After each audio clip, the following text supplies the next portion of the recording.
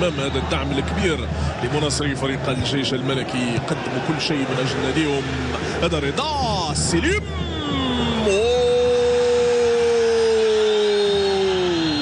الحكم يطالب بمواصلة اللاعبين، يتدخل تدخلات ممتازة جدا في محاولة منه لإبعاد الخطر عن فريقه. تلعب كرة لفريق الجيش الملكي، كرة للجيش الملكي، فرصة ضربة جزاء، ضربة جزاء. قلت لكم لما يكون المجهود الفردي ولما يكون الاجتهاد اعتمادا على المهارة، فريق مونتيرو هو من يتكفل بتسديد هذه الكرة. بورغيس، مونتيرو، وضربة جزاء لفريق الجيش الملكي. تتجه الأنظار لمنطقة جزاء المغرب الفاسي.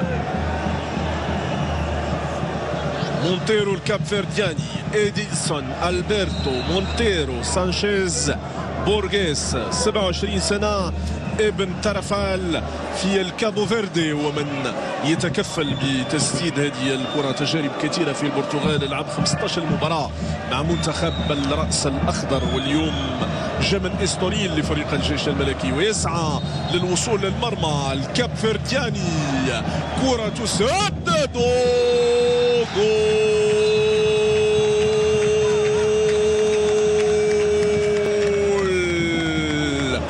للجيش الملكي. Our history forces us to be the leaders. الكرة للأمام من فاتي يلعبها لجيدي جنادو المعزول أمام مدافعي فريق المغرب الفاسي. ما زال الكرة للجيش الملكي. رضا يا رضا، والتدخل من عالي المقام عبد العالي محمدي يبعد الخطر عن مرمى فريق المغرب الفاسي. مجددا لكي تصنع الحدث في مباريات البطولة الوطنية وفي المنافسات القارية. جماهير الجيش الملكي علامة مميزة في البطولة الوطنية هذه السنة.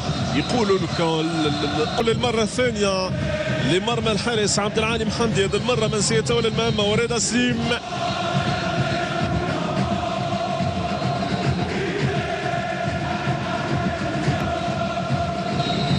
وجماهير لا يصفر تنتظر وتراقب وتتابع ما يجري في أرضية الملعب. رضا سليم، ومن يتولى تنفيذ ضربة جزاء لفريق الجيش الملكي. الجماهير تصرخ بأعلى صوتها، تساند وتدعم الجيش الملكي، تؤمن بقدرة هؤلاء الشباب على صنع الحدث هذا الموسم. الهدف الأول من نقطة الجزاء، ومن نقطة الجزاء تأتي فرصة بلوغ الهدف الثاني في هذه المباراة. نظرات سليم، رؤية سليم، طريقة تعامل سليم مع الكرة أمام الحارس عبد العالي محمدي.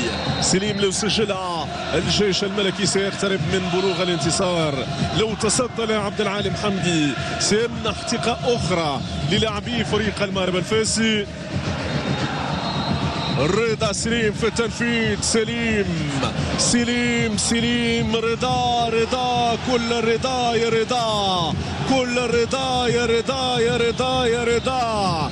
ثاني هدف فريق الجيش الملكي، وتشتعل المدرجات جنونا، تشتعل صخبا، تشتعل دعما غير مشروط، تشتعل فرحة يصعب وصفها، يصعب التعليق عليها. الصورة والمشهد أمامكم.